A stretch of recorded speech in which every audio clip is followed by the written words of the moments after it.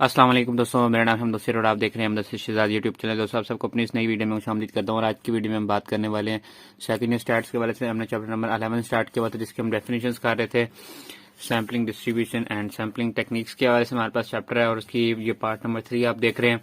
और मैं आपको बता दूं कि सिर्फ आप डेफिनेशंस करके भी पेपर में अच्छे नंबर ले सकते हैं। साथ थोड़े शॉर्ट क्वेश्चंस करें तो आप अच्छे नंबरों से जो पास हो सकते हैं। सिर्फ लॉन्ग क्वेश्चन जो कुछ नंबरों के होते हैं वो रह जाते हैं, ठीक है। और मैं आपको डेफिनेशन बता रहा था, तो आज हमारे पास पार्ट 3 है। तो पिछली दोनों वीडियोज में मैं आपको 6 से 7 क्वेश्चन एक एक वीडियो में बताए थे। तो ये थर्ड वीडियो देखते हैं इसमें कितने क्वेश्चन हमारे पास होते हैं और आपको मैं इन सारे क्वेश्चन के बारे में बताऊंगा कि ये क्या क्या होते हैं। और ये सारे क्वेश्चन इंपॉर्टेंट क्वेश्चन और हर साल पेपर में रिवाइज होते हैं, ठीक है। सबसे पहला क्वेश्चन हमारे पास जो आता है वो आता है पैरामीटर के। पैरामीटर क्या होते हैं? तो पैरामीटर हमारे पास होता है any numerical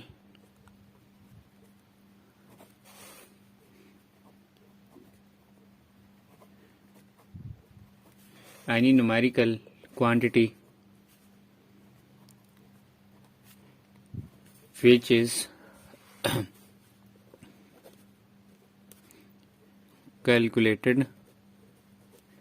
which is calculated from population is called parameter.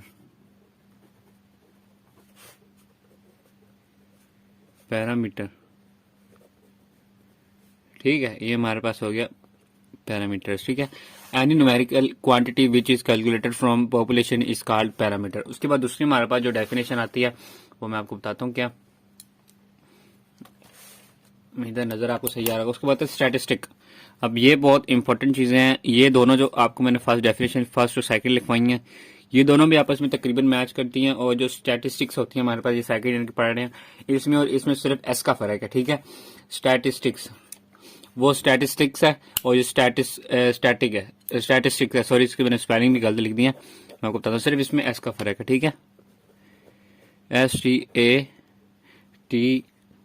Statistic, ठीक है। सिर्फ इन दोनों में सिर्फ एस का फर्क है। अगर इसमें एस लगा दें तो स्टैटिस्टिक्स बन जाता है। तो अभी हमारे पास है स्टैटिस्टिक, सिर्फ स्टैटिस्टिक, ठीक है। तो इसकी आपके पास डेफिनेशन जो होगी, इन दोनों में आपने डिफरेंस देखना। स्टैटिस्टिक्स और चीज होती है और स्टैटिस्टिक और चीज होती है, ठीक है। ये हमारे पास हो गया any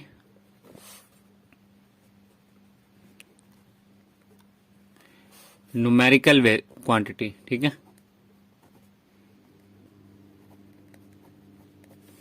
any numerical quantity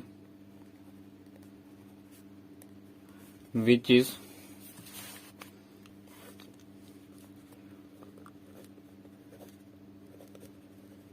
calculated from sample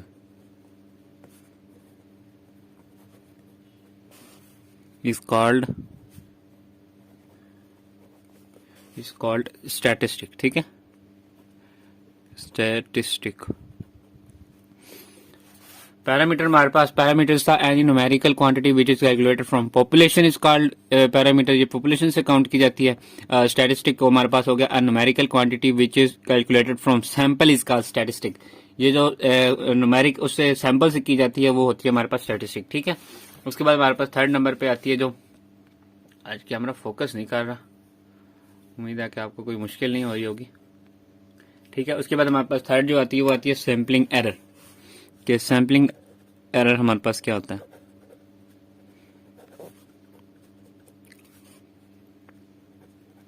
sampling error, ठीक है। उसके बाद सैम्पलिंग एरर की डेफिनेशन मैं आपको बताता हूँ कि सैम्पलिंग एरर क्या होता है। The difference between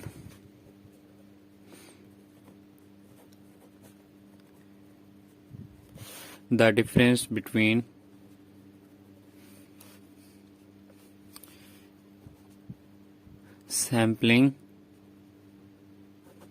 the difference between sampling statistic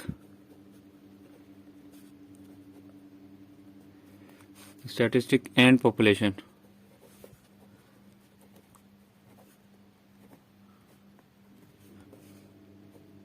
A difference between a sampling statistic and population parameter,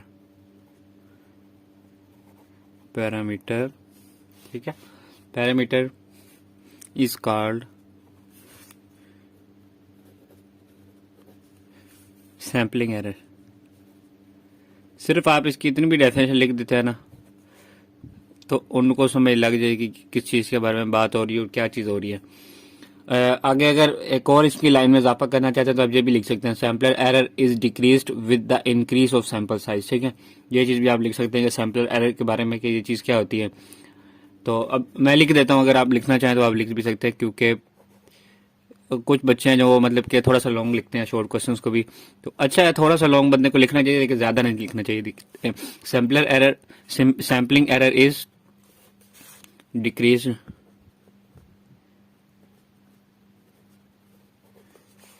with the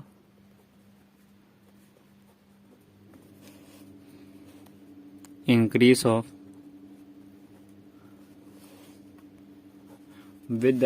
of sample size। ठीक है, ये लाइन में अगर आप लिखना चाहें तो लिख सकते हैं सैंपल साइज। ठीक है, लास्ट पे साइज लिखा हुआ है। ये हमारे पास है the difference between sampling statistic and population parameters called sampling error. ये सिंपल हो गया। उसके बाद हमारे पास इसका कुछ मतलब कि sampling error is decreased with the increase of sample size. जब सैंपल साइज बड़ा होगा, ज़ाहिर है गलतियों की गुंजाइश ज़्यादा होगी, तो सैम्पलिंग एरर जो है वो डिक्रीज हो जाएगा। ठीक है, कम हो जाएगा। उसके बाद नेक्स्ट हमारे पास जो आती है डेफिनेशन, ये कैमरा आज ब्लर सही नहीं कर रहा, चलें बाद में देखते हैं इसको भी। तो नेक्स्ट हमारे पास जो डेफिनेशन आती है वो आती है हमारे पास नॉन सैम्पलिंग एरर के। नॉन सैम्पलिंग एरर क्या होता है? ऊपर था सैम्पलिंग एरर और अब हमारे पास आ गया non sampling error.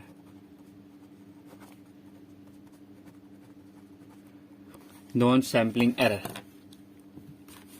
The error, और ये सारी डेफिनेशंस पेपरों में आ चुकी हैं। ठीक है, the error due to non response, the error due to non-response, faulty sampling frame,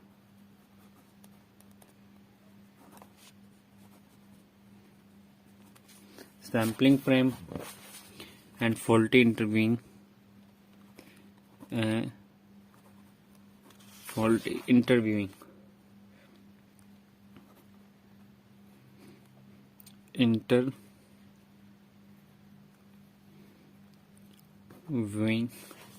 is called non sampling error. ठीक है,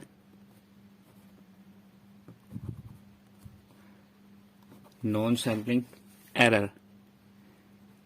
इसका अगर आप एक और लाइन लिखना चाहते हो तो वो मैं आपको बता देता हूँ कि दूसरी लाइन हमारी होती है, in other word all the human errors are called non sampling error. ठीक है, in other word all the human errors are non sampling error. ठीक है, इसको आप जो है लिख सकते हैं।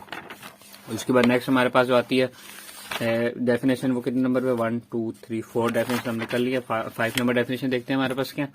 यहाँ पर मैं नंबरिंग दे देता हूँ, आसानी होगी। नंबर 5 पे, ठीक है, नंबर 5 में हमारे पास आती है प्रिसिशन। कि प्रिसिशन क्या होता है? प्रिसिशन, ठीक है, प्रिसिशन क्या होती है? The measure of closeness, the measure of closeness, the measure of closeness between a sample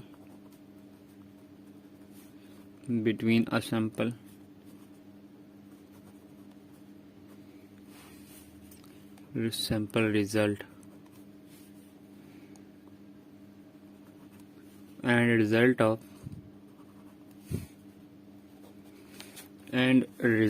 of नजर आ रहा होगा आपको, ठीक है ना?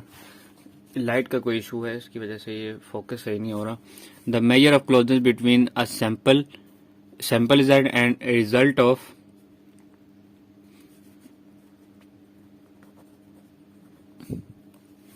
कंप्लीट काउंट टेकन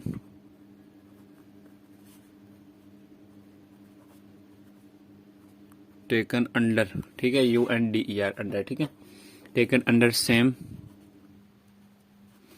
नहीं तो फिर आपको पढ़ के सुना दूंगा ताकि पूरा आपको जो समझ आ जाए, ठीक है। सर्कमस्टांस, सर्कमस्टांस, ठीक है, is called precision. Sorry spelling यहाँ से थोड़ी मिस्टेक होगी, मैं दोबारा लिख देता हूँ। PRECISION, ठीक है, precision. The measure of closeness between a sample result and result of complete count taken under same circumstance is called precision, ठीक है। ये हमारे पास एक सिंपल सी डेफिनेशन होगी। थोड़ा सा अगर आपको नजर नहीं आ रहा तो माजरत, थोड़ा नीचे कर लेते हैं इससे, थोड़ा शायद बेहतर नजर आए।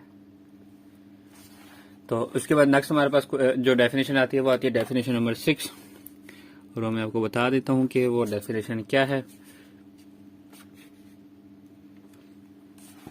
तो नेक्स्ट डेफिनेशन जो हमारे पास आती है वो आती है एक्यूरेसी, कि एक्यूरेसी हमारे पास क्या होती है। स्टैट्स में एक्यूरेसी किसको कहते हैं और क्या होती है, ठीक है। ये आती है हमारे पास accuracy, a difference between the sample result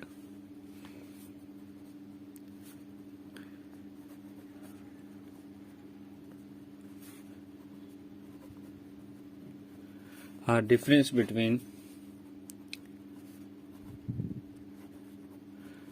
the sample result and the value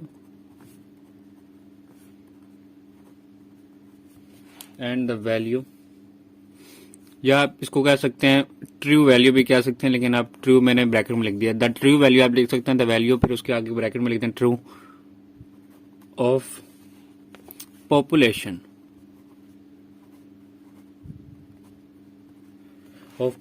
is called accuracy, ठीक है। मैं दोबारा एक दफा पढ़ के आपको सुनाता हूं ताकि आपको फिर से समझ आ जाए। The difference between the sample result and the true value of population is called accuracy, कि ये हमारी एक्यूरेसी है, ठीक है। उसके बाद नेक्स्ट हमारे पास जो आती है डेफिनेशन नंबर 7, वो ये है कि बता देता हूँ एक दफा। डेफिनेशन नंबर 7 वो आती है बायास, ठीक है। बायास अब क्या होता है मैं आपको इसके बारे में बताता हूँ। BIAS, इसकी डेफिनेशन हमारे पास इसके नेक्स्ट नंबर पे है। A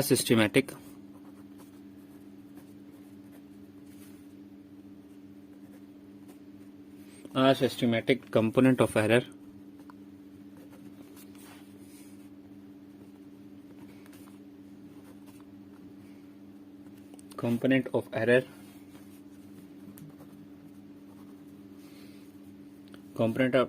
which deprives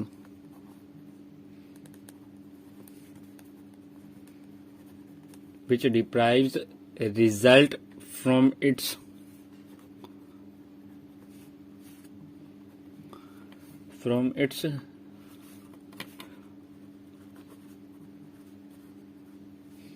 representativeness,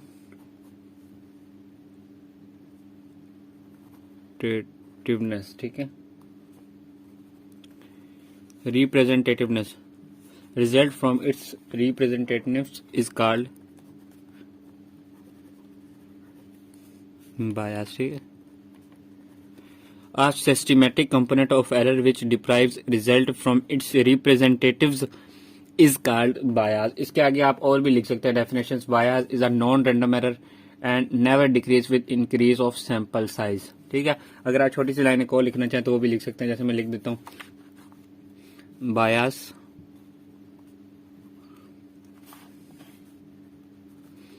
is a, ये थोड़ी सी आसान है उससे। Bias is a non random error, ये भी आप लिख सकते हैं, ठीक है। सिर्फ इतना भी लिख सकते हैं, आगे और भी लिखना चाहें तो आप लिख सकते हैं। And bias never decrease with increase of sample size, ये भी आप जो लिख सकते हैं। लेकिन मैं चाहता हूँ कि आज के लिए इतना ही काफी, क्योंकि टाइम भी 14 मिनट्स हो गए और 7 क्वेश्चंस के आंसर भी आपको मैंने बता दिए हैं डेफिनेशंस। और उम्मीद है कि आपको ये पार्ट 3 भी हमारा जो पसंद आया होगा वीडियोस का। और मिलते भी नहीं किसी अच्छी वीडियो में, तब तक दीजिए इजाजत। अल्लाह हाफिज।